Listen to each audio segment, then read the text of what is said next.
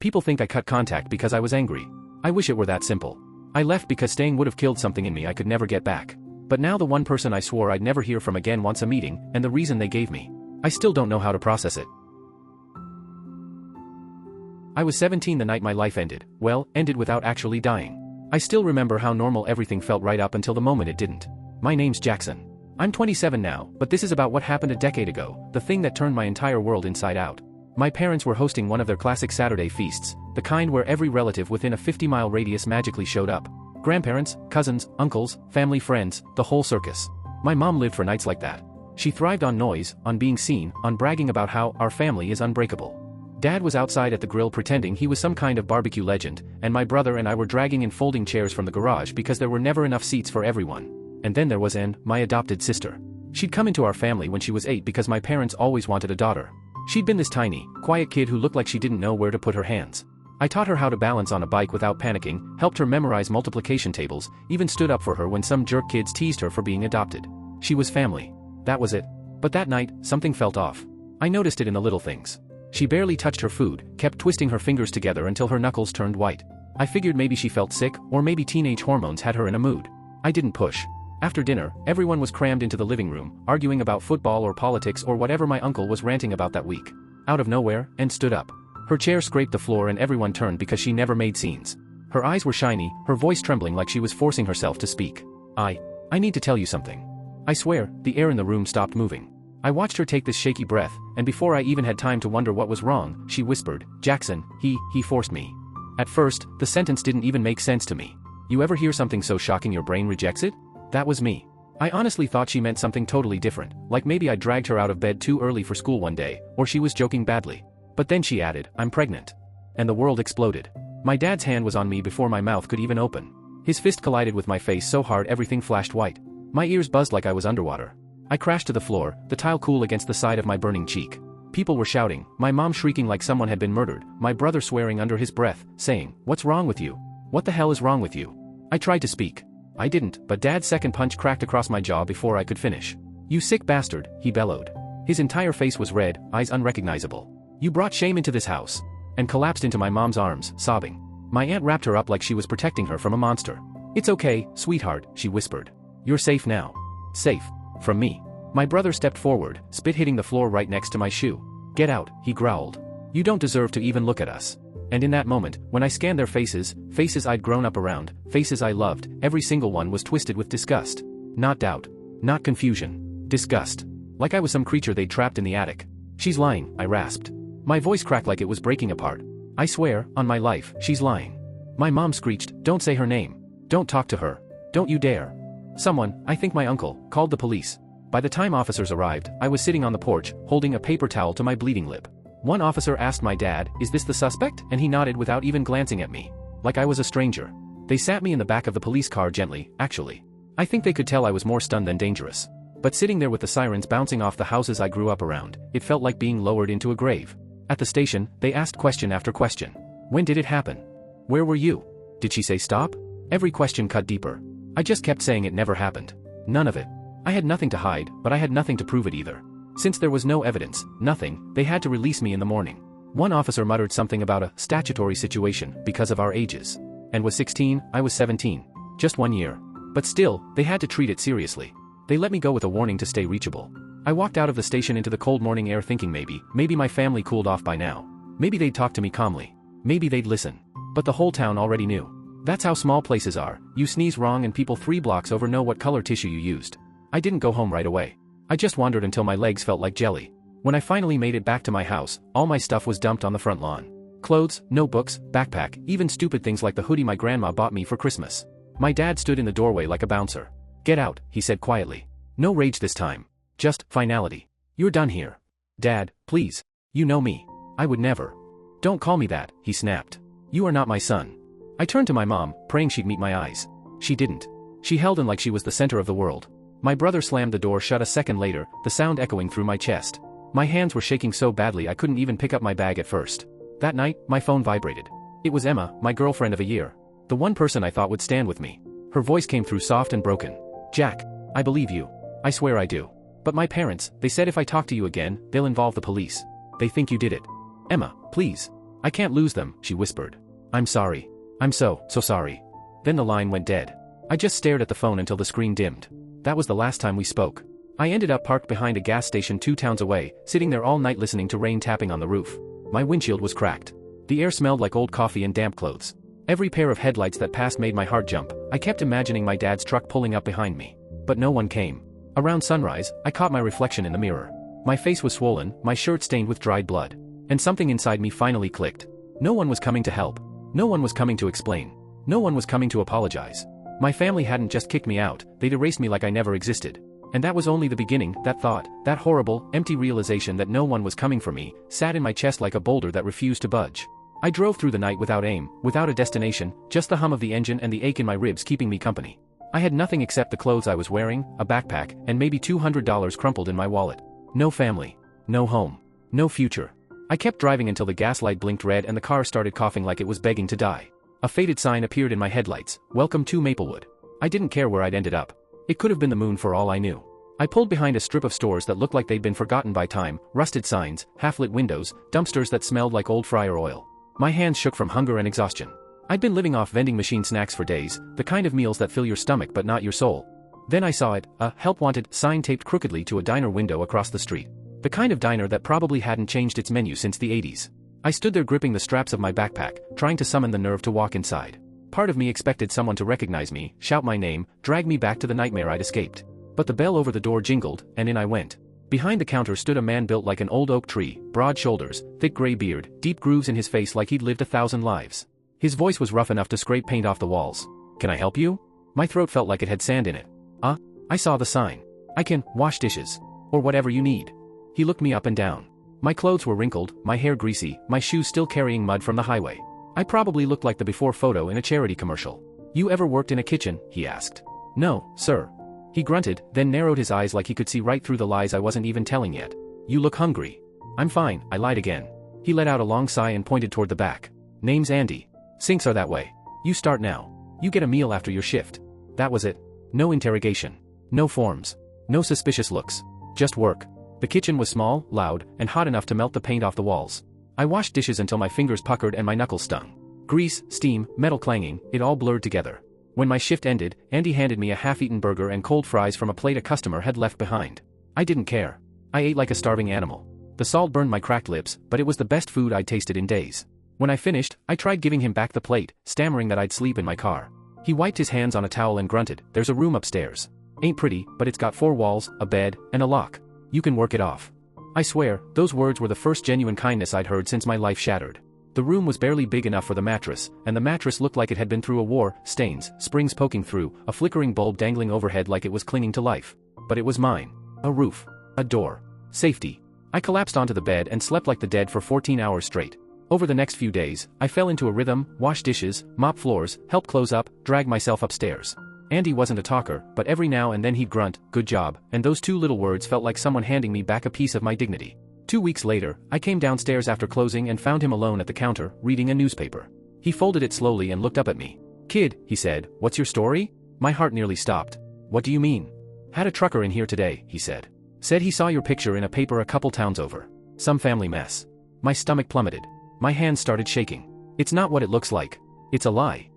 My adopted sister, she made it up. I swear I never." Andy lifted a hand. "Calm down, kid." I froze. "I don't care what they say." I blinked. "You don't?" He leaned back on his stool. "Everybody's got a story. You're here working. That's what I see. Keep your head down, do your job, rebuild your life. The rest'll sort itself out."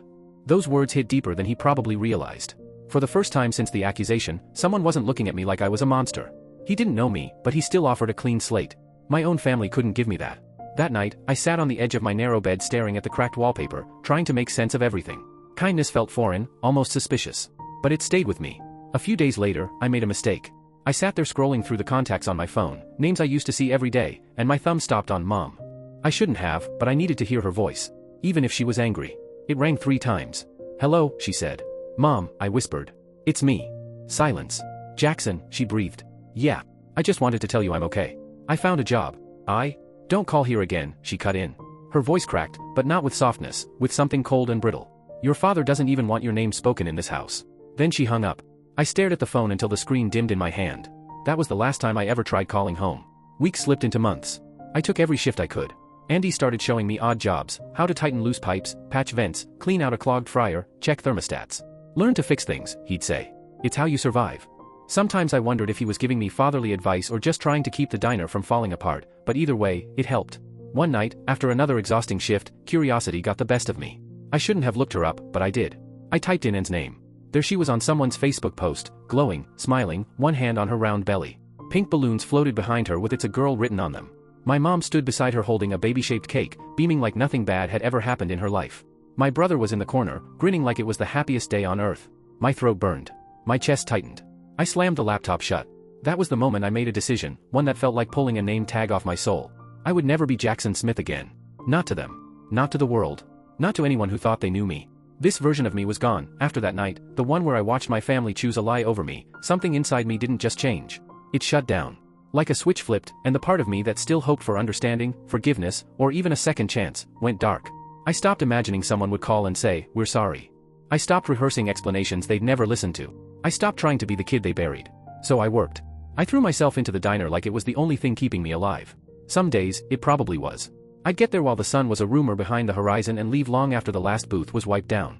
I unclogged sinks, scrubbed stovetops until my shoulders burned, learned how to replace filters in vents so old they rattled like skeletons. Andy noticed. He always noticed more than he admitted. One afternoon, I was shoulder deep into a clogged sink, fishing out a fork someone had decided to jam into the drain, when Andy grunted behind me. "You ever think about learning this stuff for real?" I wiped my arm on a towel. "Like plumbing?" He chuckled, this low rumble in his chest. "Nah, bigger. Heating, cooling, air systems. HVAC. People always need heat or cold, kid. World could fall apart and they'd still want their AC." The way he said it stuck to me. HVAC wasn't glamorous, but it was stable. Reliable. Something that couldn't vanish overnight based on someone else's lie. A few weeks later, Andy slid a wrinkled flyer across the counter. "Community college. Night classes," he said. "You'd be good at it. Pay what you can. I'll cover what you can't until you're steady." I stared at that piece of paper until the edges blurred. No one had ever offered me help without expecting something back. Not even the people who raised me. I signed up the next day. The next few months were brutal. I'd work 10 hours at the diner, catch the bus to night classes, and fight sleep during lectures about compressors, wiring, coils, refrigerant cycles, stuff that sounded like another language. But every time we fixed a machine in class, and I heard that first burst of cold air, something inside me clicked back together. Like maybe I could rebuild myself the same way I brought those rusted machines back to life. Andy kept pushing me. "Don't just get good," he'd say. "Get so good they can't ignore you." By the time I got my GED, I was halfway through the HVAC certification. I did side jobs, Andy's house, the diner vents, a few neighbors. When the certificate finally came in the mail, Andy hung it in the diner hallway like it was his own kid's diploma. "Not bad for a runaway," he said, patting my shoulder. The word still hurt, but this time, I didn't crumble. I wasn't running anymore. I was climbing. With his help, I saved enough money for a used pickup and a beat-up toolbox. I left the diner and hired on with a local HVAC company. It wasn't glamorous work, crawl spaces, attics, 100-degree roofs, but it was honest. Solid. One summer afternoon, one of my coworkers, Derek, got accused by a homeowner of stealing cash from the kitchen counter. The boss was ready to fire him on the spot. Derek's face had that same broken panic I used to see in my own reflection. Something in me snapped. "Check the vent," I said. Everyone turned to stare at me like I'd grown a second head. I climbed onto the counter, unscrewed the return vent, and, sure enough, the envelope had been sucked halfway inside. The client must have set it too close, and the airflow pulled it in. Derek nearly collapsed in relief. The boss apologized to the homeowner. Afterward, Derek shook my hand like I'd pulled him back from the edge. That night, Andy called me. "Heard what you did," he said. "You didn't just fix air. You fixed a mess. That's what separates men from mechanics." I didn't realize how much I needed those words until I heard them. The years started slipping by, steady and quiet. Work, sleep, eat, repeat. My life wasn't glamorous, but it was mine. And yet, sometimes I'd catch myself staring at the ceiling at night, feeling this hollow ache, like a ghost of the kid I used to be was still wandering around somewhere, wondering why I left him behind. One night, sitting at my cluttered desk with invoices spread out everywhere, I made a mistake. A stupid, painful, curiosity-driven mistake. I opened an old social media account. My hand shook as I logged in. I shouldn't have, but I did. And there they were. My family. Smiling. Laughing. Standing around a birthday cake with a little girl who looked around 10. Anne's daughter. Her daughter. My mother was holding her, beaming. My dad's arm wrapped around them like they'd never lost a son. My brother stood in the back, grinning like he'd never spit at my feet. The caption said, "Happy birthday to our miracle girl. Family is everything." That word, family, felt like a knife twisting under my ribs. I scrolled until my chest hurt. And looked radiant, like someone who'd never destroyed a life. Mine. I shut the laptop hard enough to rattle the desk. That night, I sat in my truck after work, staring through the windshield until the parking lot lights blurred. And I made a decision. I went home and deleted every account attached to the name Smith. Erased every trace. Cut every wire connecting me to that past. By morning, I filed the paperwork for a legal name change. Jackson Winter. Winter was my grandmother's maiden name, the only person in my family who ever treated me with unconditional kindness. Using her name felt like taking back a piece of myself. Weeks later, when the new ID arrived, I held it in my hands for a long time. The photo didn't look like a scared kid anymore. The man staring back looked hardened. Built, not broken. That was the day I stopped running from who they made me and started building who I chose to become. 10 years passed. I built my own company, Winter Heating and Air. 2 vans, 3 employees, a good reputation. We weren't rich, we weren't fancy, but we were solid. People trusted my work. Trusted me. Life finally leveled out. Then, one early summer afternoon, everything cracked open again. I was behind a bakery, elbow deep in an old rooftop AC unit, sweat running down my back in sheets. My phone buzzed once. Unknown number. Hometown area code. I ignored it. It buzzed again. I let it go. The third time, it buzzed nonstop. Annoyed, I wiped my hands on my work pants and answered. Yeah, this is Winter. Silence. Thick, heavy silence. Then a voice I hadn't heard in more than a decade. Jackson. My chest tightened like a fist had closed around it. Who is this? A shaky breath. It's me, she said. Emma. The world around me, street noise, machinery hum, wind, faded to nothing. Emma? How did you? I know I shouldn't call, she whispered. But I thought you should hear this from someone who actually believes you. Those words alone nearly buckled my knees. She continued, voice trembling. Anne's been arrested. My grip tightened on the phone. Arrested for what? For lying, Emma said. For accusing another guy. The same way she accused you. My stomach dropped. She did it again? The guy fought back, Emma said. He got a lawyer. The whole thing unraveled. And during the investigation. She hesitated. She admitted it. The first one. Yours. She confessed she lied about everything. My vision blurred. For the first time in 10 years, someone was saying the words nobody had even allowed me to dream. And, confessed. And everything was about to change. The words Emma said didn't land softly. They slammed into me like a steel beam to the chest. I'd imagined this moment for years, dreamed about it in 100 different versions. I thought I'd feel relief, vindication, maybe even joy. But all I felt was, nothing. Just a ringing silence inside my skull. Emma kept talking, her voice trembling the way it used to when she'd get nervous in school. She told them the baby wasn't yours, she said. It was from a one-night thing with some guy, Vernon. He split when she told him. She panicked and pointed the finger at you because you were there. And because she knew your family would believe her. My mouth felt dry. My hand went numb around the phone. Jackson, she whispered, they cleared your name. Officially. The whole record, you're no longer listed in the case. I still couldn't speak. It was like my brain was stuck behind a wall of fog. She hesitated before adding, I just thought, you should know. And I'm sorry it took this long. I swallowed hard. Thank you, I managed, voice barely above a whisper. Before I could say anything else, she said softly, I'm married now, 2 kids. I never stopped thinking about what they did to you. A faint smile tugged at my mouth, though she couldn't see it. You were the only one who believed me back then. You have nothing to be sorry for. We talked for another minute, gentle, awkward, 2 people from different lifetimes talking like ghosts through a crack in a wall. Then she said goodbye, and the line went dead. I sat there in the van afterward, staring at the steering wheel like it was supposed to give me instructions. I didn't know if I wanted to scream, cry, break something, or just sit there until the sun went down. My name was cleared, but 10 years too late. By morning, the calls started. Private numbers. Unknown numbers. Emails with vague subject lines like, we need to talk. My company inbox even got one labeled, please call us back. Curiosity got the better of me once, and I answered a number I didn't recognize. Jackson, a trembling voice said. I knew that voice instantly. My mother. Don't hang up, please, she rushed. And told the police everything. We didn't know. I hung up. They didn't know? They didn't care to know. A local newspaper emailed me next, asking if I'd give a statement for a story on false accusations. I deleted the message. I wasn't interested in becoming a headline. Then came an email from my brother, long, rambling, saying he was young and stupid and hoped we could rebuild our relationship. My dad left a voicemail too. We just want to see you, son. We made mistakes.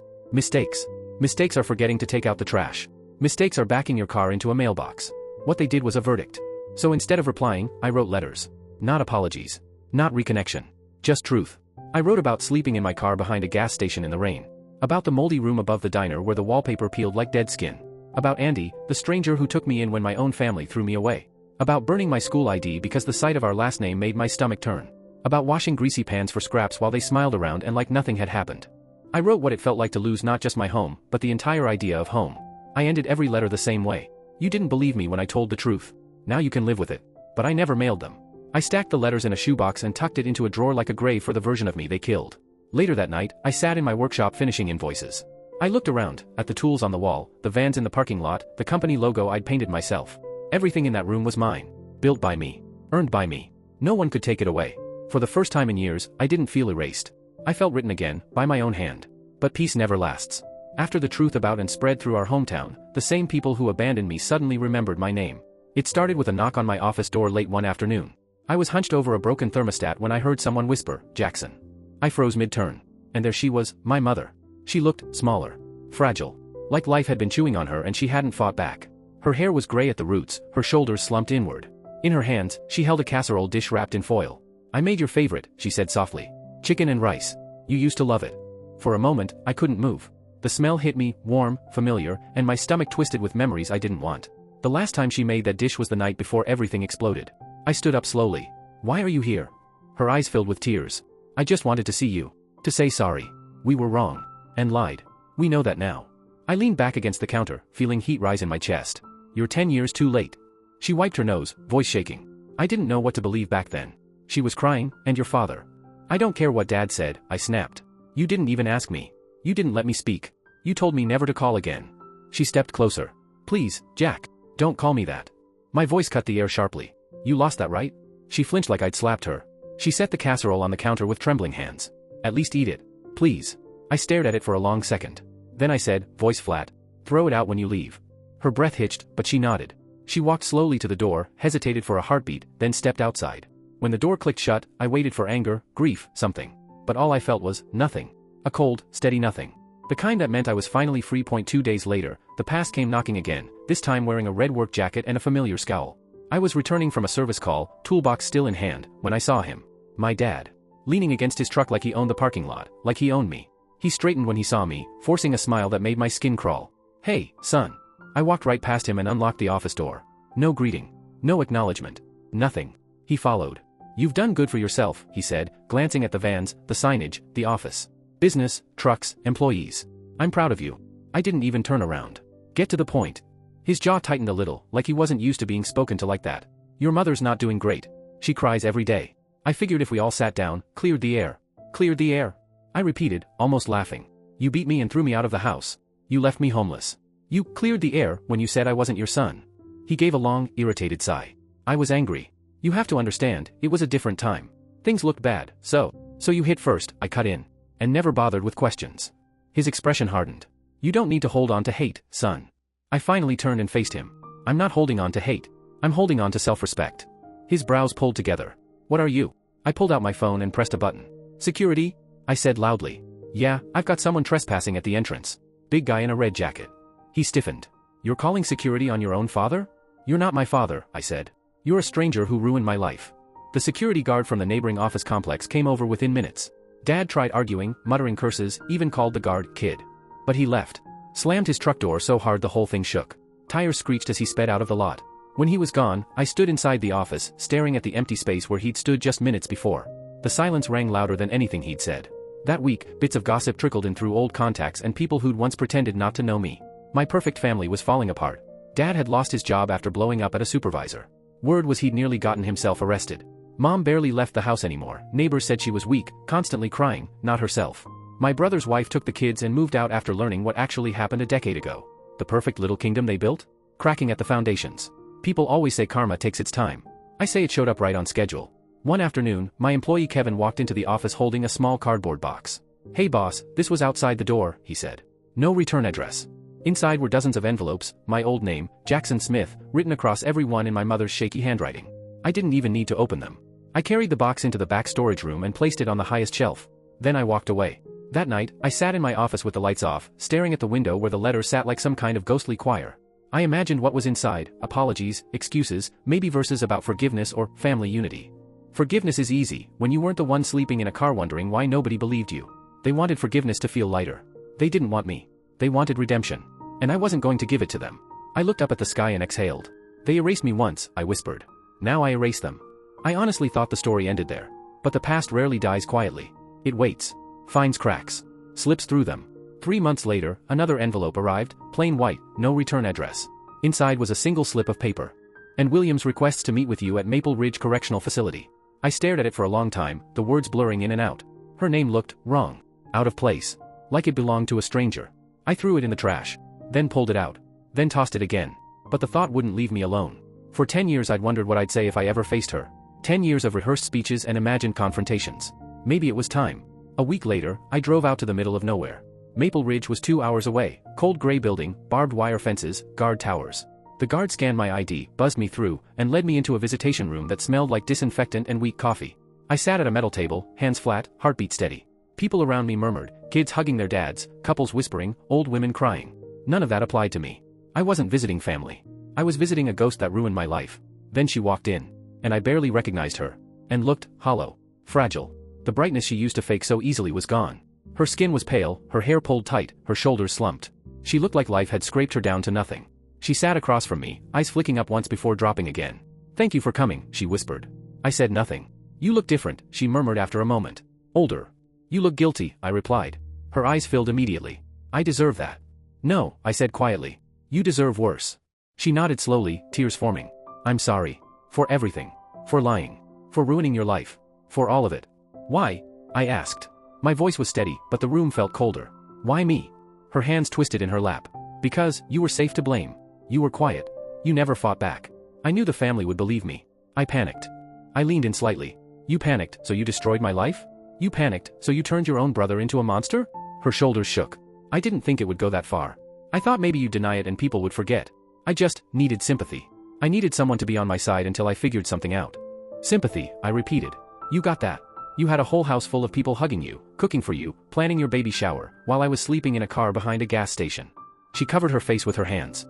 I know what I did. Vernon." She stopped, breath hitching. "Vernon was the guy who actually got me pregnant. He was a dealer. I slept with him once. When I told him, he laughed. Called me crazy. Said to leave him alone. Then he disappeared." Her voice cracked like glass. "I didn't know what to do," she whispered. "So, I blamed you. Because you were there." I looked at her for a long moment. I didn't feel rage. Or satisfaction. Or even sadness. Just a hollow space where those feelings used to live. "You ruined my life," I said softly. "You stole my family, my girlfriend, my name. You made me into a monster. You took a kid who trusted everyone and turned him into a man who trusts no one." My voice didn't shake. Hers did. And there was still more to say. She broke down in front of me, wiping her nose with the sleeve of her prison uniform like a child who'd been caught doing something wrong. "I've thought about you every single day in here," she whispered. "I hate myself for it. I can't sleep. Every time I close my eyes, I see your face from that night." "Good," I said, my voice flat and sharp as steel. "You should see it. You should never stop seeing it." She looked up then, eyes swollen, desperate, trembling. There's something else," she said, voice cracking. "My daughter, they never told her the truth." The words didn't register at first. Then they hit. "What do you mean?" I asked, my voice low. And swallowed, staring at her hands. "Mom said it would confuse her to change the story now. She said it would traumatize her. So they kept it. They told her the lie. She still thinks it was you." I stared at her, stunned, frozen. Even after the confession. Even after the investigation. Even after the truth came out? They'd held on to the lie like it was heirloom china. And nodded weakly. They said she's too young to understand, and admitting they were wrong would open old wounds. They'd rather pretend nothing changed. "She asks about you sometimes." My heartbeat stuttered. "She what?" She's seen old photos, and whispered. "Ones from before everything happened. She asks why her Uncle Jackson never comes around." That one hit deeper than anything else she said. Somewhere out there was a child, not my daughter, carrying the same poison that destroyed my life. Believing the same lie that turned me into a monster. I stood up so fast the chair screeched against the floor. A few people in the visitation room turned to look. "You don't get to tell me that," I said, my voice tight. "You don't get to dump that on me like it's a problem I'm supposed to fix." She reached out, her hand trembling in the air between us. "I'm sorry, Jackson. I really am. I can't undo any of it. I needed you to know." I looked at her, this shell of the girl who'd blown up my entire world, and I felt nothing. Not rage. Not closure. Not even pity. Just the end of something. "You took 10 years from me," I said quietly. "I hope you never sleep peacefully again." She broke completely then, crying so hard she could barely breathe. "I deserve it," she choked. "All of it." I leaned in, met her eyes one last time. "You do." Then I turned and walked out.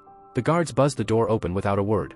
I climbed into my truck and sat there gripping the steering wheel until my knuckles went white. I thought confrontation would feel like victory. Like justice. But it didn't. It just felt empty. Heavy. Some things don't snap back when the truth shows up. Some things stay cracked forever.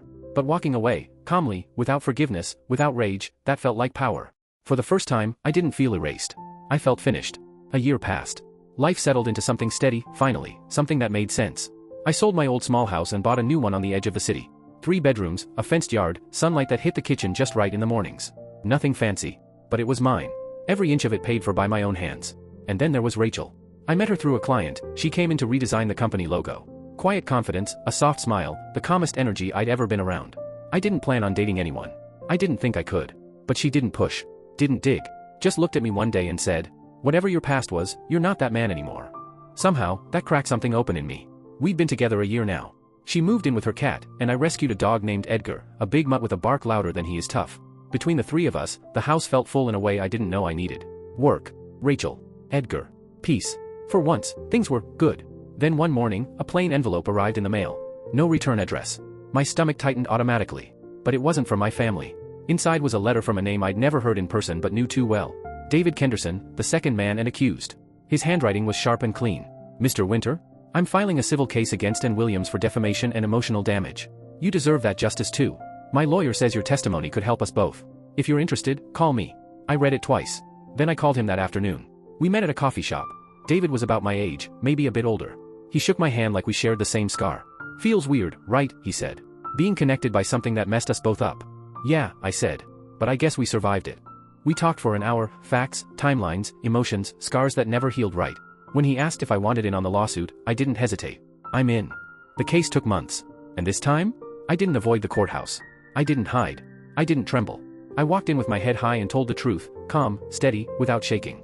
Without looking at my parents once. The lawyers laid everything bare, the accusations, the lies, the pattern, the emotional damage, the proof she'd done it twice. When the judge finally ruled in our favor, the room went silent. And walking out of that courthouse? I felt lighter than I had in 10 years. But that's when the voicemail came. Late at night. Almost midnight. I was finishing invoices when the phone buzzed. Unknown number. Hometown area code. I almost ignored it. But it went to voicemail, and something in me made me press play. Son, it's Dad. The air in the room shifted.